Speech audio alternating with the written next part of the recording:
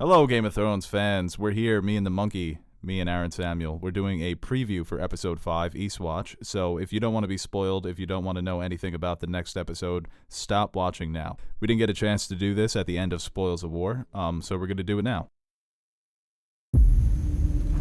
I'm not here to murder. Bend the knee and join me. Or refuse and die.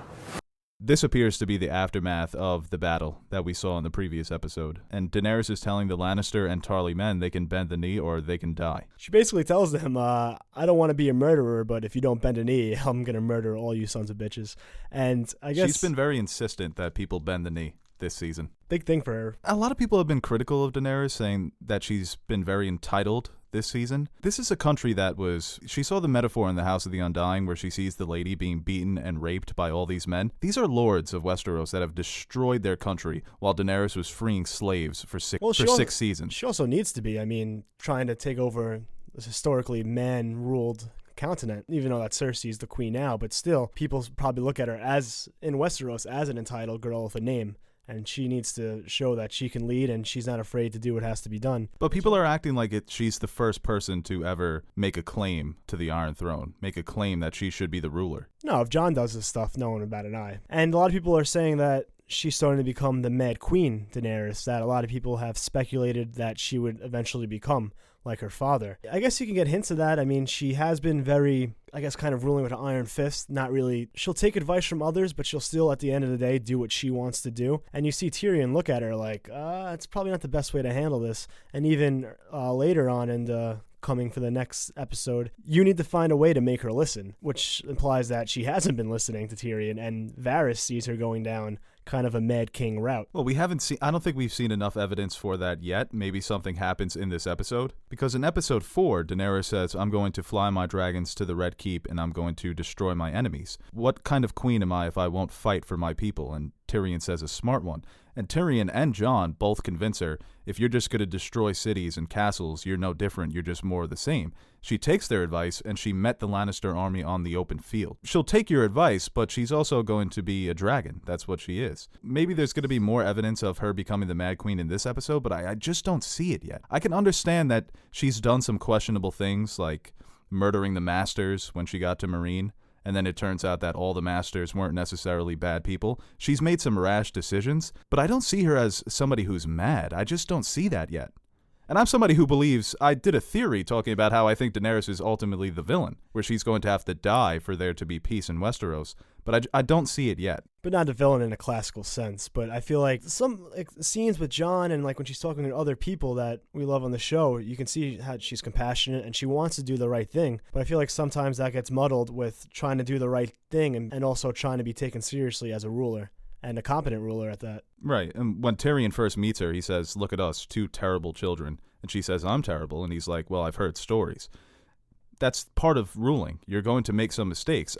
One of my favorite scenes is between Jon and Alliser Thorne, where he says, leading is having every clever twat with a mouth question every decision you ever make. If you start questioning your own decisions, you're dead. And even though those 2 characters hated each other, I think that's advice that Jon took to heart. Especially that scene with him and Sansa when he makes his decision. He says, this is my decision, this is final. Daenerys has that in her too.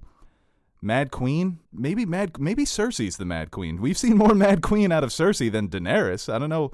It seems like everybody's turning on Daenerys now. I don't understand that. Anything that she's done has warranted so many people being against her because she told Jon to bend the knee. Why should she trust Jon?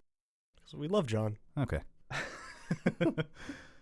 Then we get a shot of Daenerys returning to Dragonstone, and she's riding on the back of Drogon. And Jon is right there thinking, what the fuck? This looks like it could be that shot from the trailer, this shot right here, when Drogon was grilling somebody. It's just a cool shot, or does it have to do with something with Jon being a Targaryen? I don't think we'll get to that yet. I think they'll wait until Bran and Jon finally meet. But maybe they might do something very subtle where typically Drogon might be more aggressive towards someone that Daenerys is flying to, or instead he's kind of relaxed and Jon's allowed to approach Daenerys, or maybe something very subtle that we can look at in the future and look back on and be like, oh yeah, that kind of alludes to Jon actually being a Targaryen. I don't expect anything too crazy from that. I think it's just a cool shot. And then there's a shot of Cersei and Qyburn and guessing he's delivering the bad news. And she says, whatever stands in our way, we will defeat it. It's going to be interesting to see how she takes the news of Jaime's army being defeated that badly and him being captured, because we both think he's going to be a prisoner.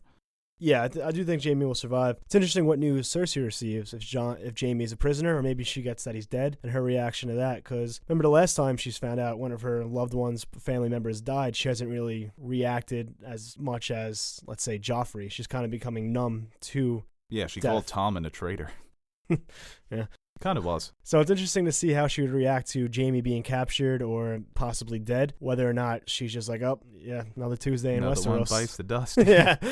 Do you think there could be a trade if Jaime did survive? Maybe they trade Jaime for Yara? Bad deal for Daenerys. Yeah, but it could show how compassionate. Maybe So he's one of the reasons why you would say the Lannisters would have a chance in this war, leader of their army. their idea is we're going to trade Jaime for Yara, show that Daenerys can be compassionate, and then Jaime sees something in Cersei where she wants to do something so crazy because she thinks that she's going to lose, and that's when Jaime kills her. They're planting the idea of them tearing themselves apart from the inside rather than Daenerys having to invade King's Landing. I'm not sure. You got to remember that Jaime killed Daenerys' father. And even though she knows the monster he was, and Jaime doesn't have the best reputation around Westeros, so I think Tyrion would have to talk to her and try to like beg for his brother, and try to tell her that, listen, he really is a good guy. He's always treated me well, but I don't see a deal like that happening. And then we get a shot of Daenerys, Jon, Davos, and Varys.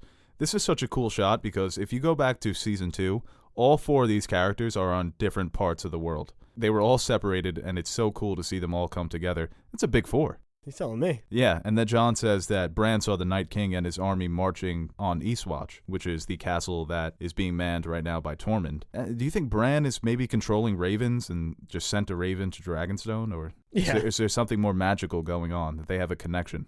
I mean, like FaceTime or something. I don't think they have that in Westeros. Bran might. Yeah, Bran. Yeah, you never know with Bran. Yeah, he probably just sent a raven over there. That's interesting, though, to see them game planning for the Night King. Because it looks like Daenerys is all on board. And you think Jon bet the knee. Yeah, I do. But I also think, do you think Daenerys has basically just, all right, whatever, King's Landing, the army's basically defeated. I can turn my attentions up north without having to worry about down south, because we basically just sent a huge message to the Lannisters. I don't think that, but I do think she's going to send Jon back north. Because he's basically been a prisoner up until now. I think she's going to give him the leave to return home and to deal with this threat. They're the North. They're the Northmen. Basically, go kill all the White Walkers for me, and then when we return, if you don't bend the knee, I'm going to fuck you guys up. Yeah, you come back, and then I'm going to come back and fuck you guys up. The official title of this episode is Eastwatch. Eastwatch by the Sea is the castle that's on the Bay of Seals. It's a Night's Watch castle. Jon actually sent Tormund and the Free Folk to man that castle. Last time we saw the Night King was at Hardhome. The closest castle to Hardhome is Eastwatch by the Sea. And that's where I'll go. Looks like we're the Night's Watch now.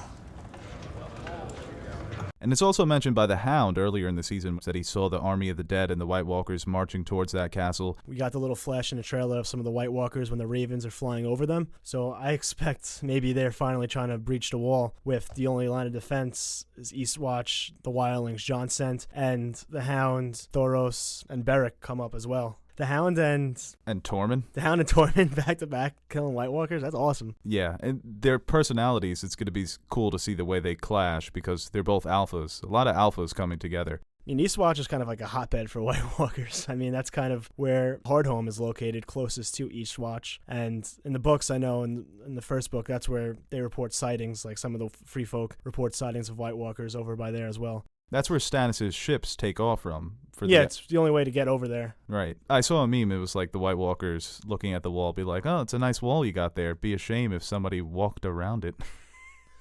But do you think Jon goes north this episode? Because there are some shots in the second trailer where we can see Tormund, we see Jon, we see the Hound, we see Beric. They're all north, and it looks like they're not ranging, but I guess scouting the army of the dead. They might send for Jon after a while, because unless Jon's on a dragon, I don't think he's going to catch up to them. It's interesting to see, because I don't think, unless they have any Valyrian steel that I don't recall, or dragon glass, how are they going to kill the White Walkers? Beric's flaming sword can take care of the Whites, but when the White Walkers come around, they don't have any defense. Yeah, maybe Bran is just seeing them marching towards Eastwatch and they're not there yet, where Jon, if he travels for about, it's like 3 weeks to get back north from Dragonstone, it just seems like a warning. I don't think we'll get a glimpse, we'll get that flash of Bran looking at them, but I don't think we're going to get any White Walker verse. I don't know, man. There's only 3 episodes left, right? So yeah, I feel like something's got to happen sooner or later.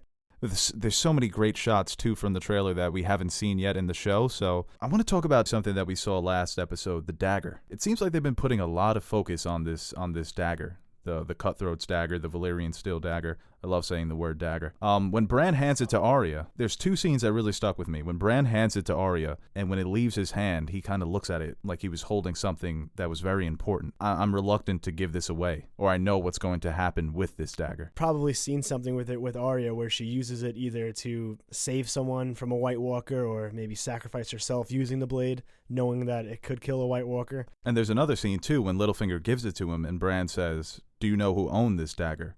I don't think that was about who owned this and gave it to the assassin. I think because it has some historical significance. Because we saw the drawing of the dagger in the book that Sam was reading where he finds out about the dragon glass. Oh, yeah, that's right. So maybe this dagger was owned by some ancient figure, and Bran was saying, "Do you know who owned this? The last hero, the Azor Ahai." They can't be putting so much focus on this dagger for it not to play some significant role in this season or next season. Yeah, it's definitely interesting. I forgot about that when Sam saw it in the book. Maybe it was forged by the children to defend against the White Walkers as a weapon. Well, it can't. Because oh, yeah, Valyrian steel. Yeah, that's right. Dragon fire, right? Aegon? Because you have to think the maester who wrote that book had something to do with the Targaryens, that maybe he was the maester at Dragonstone. Valyria has been around long before the Targaryens came to Westeros. So right. All right, so only 3 episodes left. That's crazy. I'm not a fan of this whole 7 episodes. 10 episodes? Yeah, they should have just did 13 episodes. One last season? Yeah. This would be the last year of having Game of Thrones? Yeah. Nah, I'm not I don't want to wait wait either. Well, whatever. Let it go forever. All right, check out Aaron's channel, Monkey Soup, and that's me signing off.